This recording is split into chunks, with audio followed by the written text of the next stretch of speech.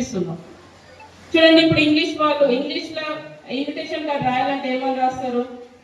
Mister and missus అని రాస్తారు, అవునా కదా? సో ఇంగ్లీష్ వాళ్ళ ప్రకారం ఎవరికి ఫస్ట్ ప్రాముఖ్యత ఇస్తారు? మిస్టర్కి. కానీ మన భారతదేశంలో మాత్రం ఎప్పుడు కూడా స్త్రీకి ప్రముఖ స్థానమే ఉంది. కానీ మన టాలెంట్ నిరూపించుకునే అవకాశం మనకు రావట్లేదు. ఎస్ఆర్నో, అవునా కదా? సో నా పర్సనల్ విషయానికి వస్తే, సో మాది ఇక్కడ ఇబ్రహీంపట్నం అండి. మేము మా పేరెంట్స్కి 6 మంది ఆడపిల్లలు అనమాట. సో ఇంకా మేము అందరం ఆడపిల్లలమే కదా అన్నట్టు ఇంకా చిన్నప్పటి కూడా మమ్మల్ని చాలా స్ట్రిక్ట్గా పెంచారు అనమాట. ఎట్లా అంటే నిజంగా ఇల్లు చదువు తప్ప ఇంకా వేరే ఏది తెలియదు మాకు. ఇప్పటికి కూడా కనీసం నా బట్టలు నేను సెలెక్ట్ చేసుకోలేను. బయట ఏ నాలెడ్జ్ లేదు. రాజు సార్ ఇప్పుడు కూడా అట్లా ఎట్లా పెంచిరమ్మా నేను మీ అమ్మ నాన్న అని. నాకు ఏది సెలెక్షన్ రాదు, బట్టలు కానీ చెప్పులు కానీ ఏది, పిల్లలకు కూడా ఏది నాకు సెలెక్షన్ రాదు. ఎందుకంటే మా పేరెంట్స్ ఏది తెస్తే అదే వేసుకునే వాళ్ళం, వాళ్ళు ఏది ఇప్పిస్తే అది మాత్రం తీసుకునే వాళ్ళం. నోరు తెచ్చి ఏది అడగకపోయేది. చిన్నప్పుడు హాస్టల్లో చదివించేది మమ్మల్ని. హాస్టల్ ఉండడం అస్సలు ఇష్టం ఉండకపోతుండే. అయినా కూడా నాకు ఇష్టం లేదు ఇక్కడ చదవడం, నేను ఇంటికి వస్తా అని చెప్పే స్వేచ్ఛ కూడా లేకుండే. అంతెందుకండి, నేను ఇంటర్ కంప్లీట్ అయిన తర్వాత డిగ్రీలో బీకామ్ తీసుకున్నా, English medium. So English medium తీసుకుంటే ఒక నెల రోజుల తర్వాత నాకు అర్థమైంది నేను చదవలేను అనేసి. చదవలేదని ఇంటికి వస్తే మస్తు ఏడ్చిందా, నన్ను తెలుగు మీడియంలో జాయిన్ చేయండి, తెలుగు మీడియంలో జాయిన్ చేయండి అంటే కూడా మా డాడీ ఆల్రెడీ నేను ఫీజు కట్టినా, ఇంకా మళ్ళీ నేను చేంజ్ చేయడానికి మళ్ళీ ఫీజు కట్టేది నాకు, నేను కట్టలేను, నువ్వు అదే చదువు అంటే సచ్చినట్టు అదే చదివినా. సో చదువుకున్న విషయంలో కూడా స్వేచ్ఛ లేదు. అండ్ ఇంకా పెళ్లి విషయానికి వస్తే, అంటే అసలు రాజు సార్ ఎవరు కూడా నాకు తెలియదు. ఫస్ట్ టైం పెళ్లి చూపుల్లోనే చూసినా అంటే మా పేరెంట్స్ మమ్మల్ని నచ్చినా లేదు ఏం అడగరు, వాళ్ళే సెలెక్ట్ చేస్తారు. సరే మక్కల లెక్కనే నాకు కూడా ఒక ఆయన సెలెక్ట్ చేసారు, పెళ్ళి అని అనుకున్నాం.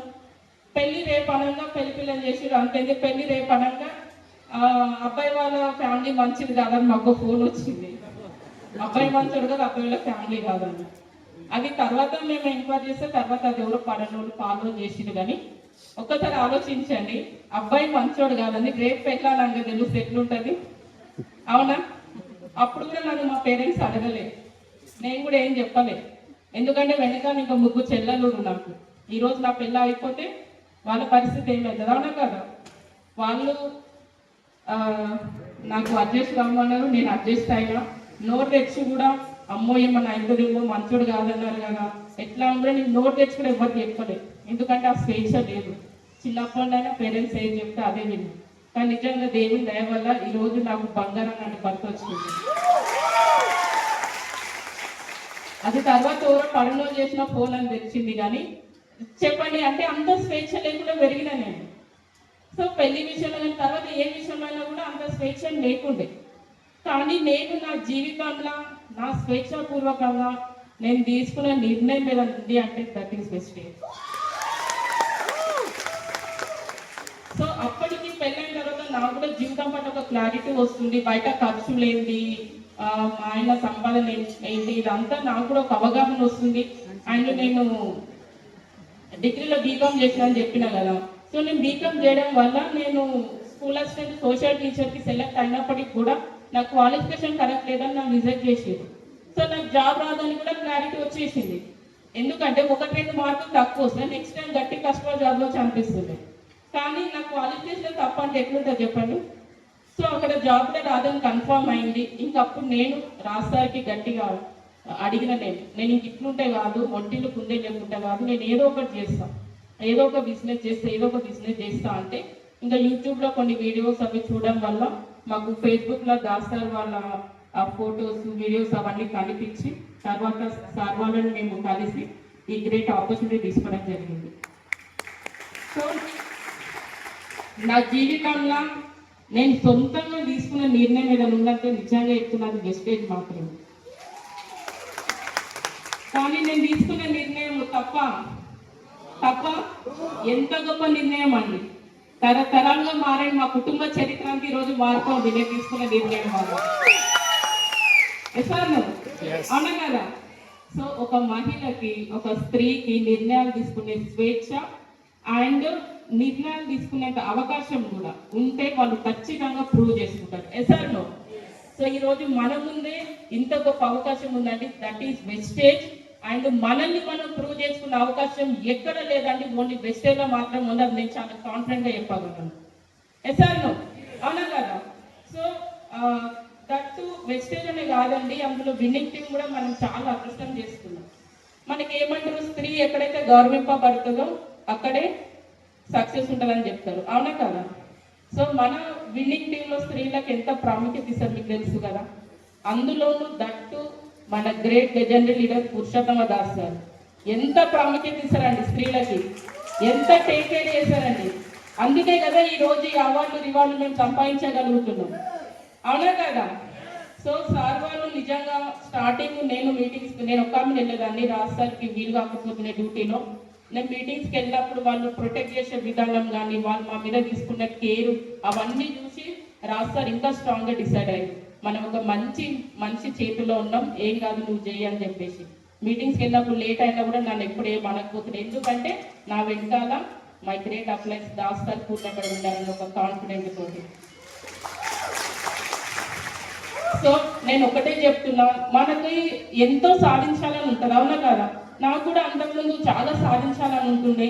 నేను మామూలుగా ఒక ప్రైవేట్ స్కూల్లో టీచర్గా చేస్తుంటే నా పర్ఫార్మెన్స్ అయితే నేను ఫస్ట్ స్కూల్లో జాయిన్ అయినప్పుడు అందులో ఓన్లీ 63 మంది స్టూడెంట్స్ మాత్రమే ఉండే, జస్ట్ ప్రీ ప్రైమరీ అనమాట, ఓన్లీ 2nd క్లాస్ వరకు, నర్సరీ నుండి 2nd క్లాస్ వరకు 63 మంది ఉంటుండే.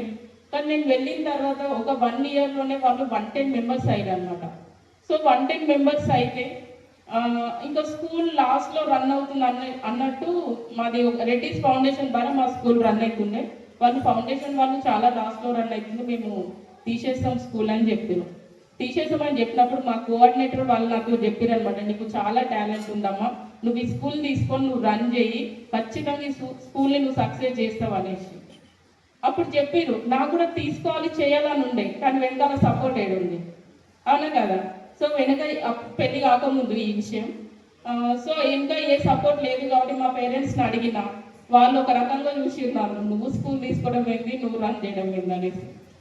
సో వెనకాల ఎవరు సపోర్ట్ కూడా లేకుండే, అందుకే ఆ రోజు నేను స్కూల్ తీసుకోలేకపోయినా.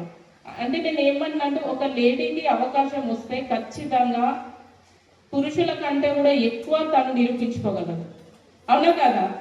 సో మీ అందరికీ అవకాశం ఉందని, మనలాంటి మిడిల్ క్లాస్ లేడీస్కి వెస్టేజ్ మించిన వరం అయితే లేదు. SR no? సో మనకి ఎంత ప్రొటెక్షన్ ఉంటుంది, మన విన్నింగ్ టీంలో మనకి ఎంత ప్రొటెక్షన్ ఉంటుంది. సో ఒక దేవాలయానికి ఎంత పవిత్రంగా వెళ్ళేసి వస్తామో, మన విన్నింగ్ టీంలో జరిగే మీటింగ్స్ కూడా అంత పవిత్రంగా వెళ్ళేసి వస్తాం. అవునా కదా?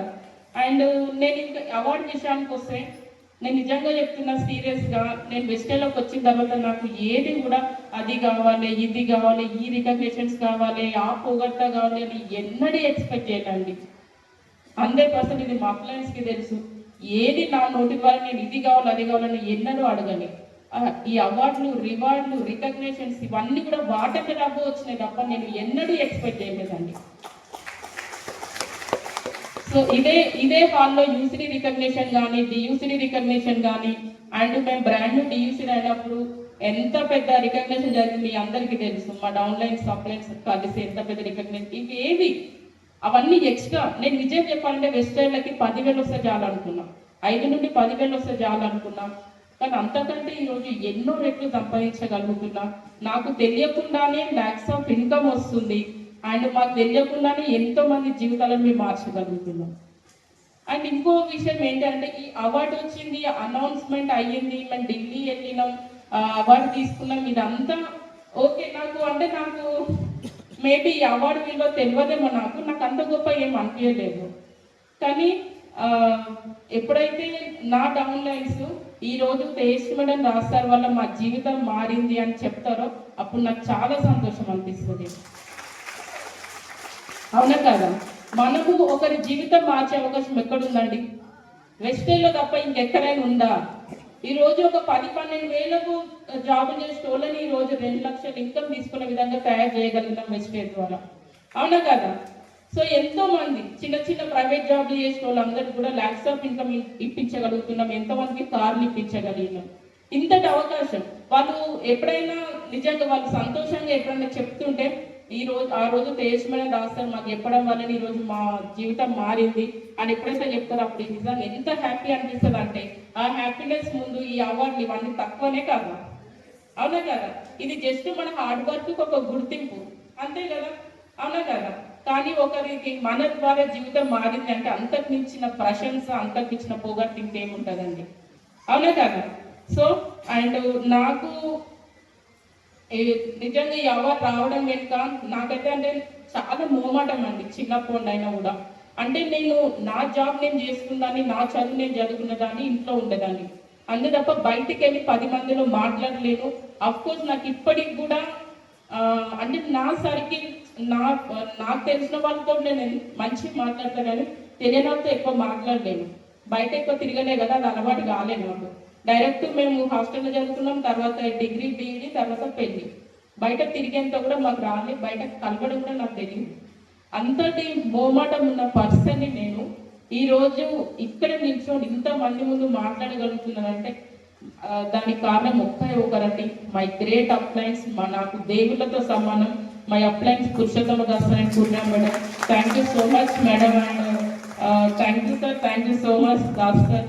ఈరోజు ఎక్కడో నేను నిజంగా వెస్టేజ్ అనే అవకాశం రాకపోతే ఈరోజు తేజస్వి అంటే ఒక క్వశ్చన్ మార్క్, అవునా కదా?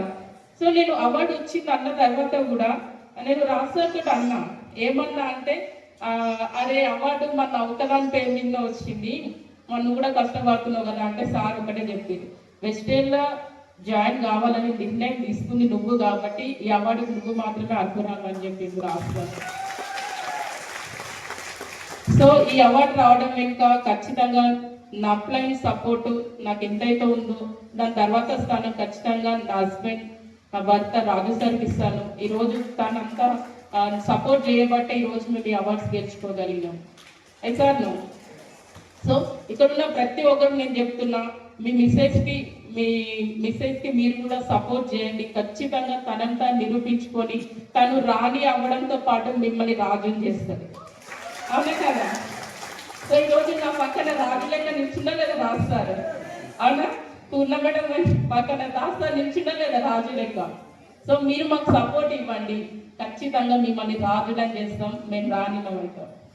ఓకేనా? ఎంతమంది సపోర్ట్ ఇవ్వడానికి రెడీ ఉన్నారండి?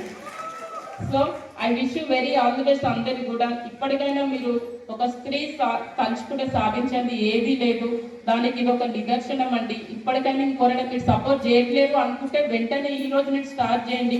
ఖచ్చితంగా మీ వైఫ్కి మీరు సపోర్ట్ చేయండి. మిమ్మల్ని కూడా రాజులు చేసే అవకాశం ఇక్కడ ఉంటుంది. నాకు ఈ అవకాశం ఇచ్చిన దాసు సార్ అండ్ పూర్ణ మేడంకి thank you so much madam. మీ అందరికీ కూడా I wish you very all the best. Next women డేకి ఓన్లీ మన దాస్ సార్ ఆర్గనైజేషన్ నుండే మనం ఒక ఫ్లైట్ కట్టుకొని వాళ్ళ ఉమెన్ డే సెలబ్రేషన్కి, ఓకేనా? ఎంతమంది అడుగుతున్నారండి? I wish you very all the best అందరూ కూడా. Thank you, wish you very.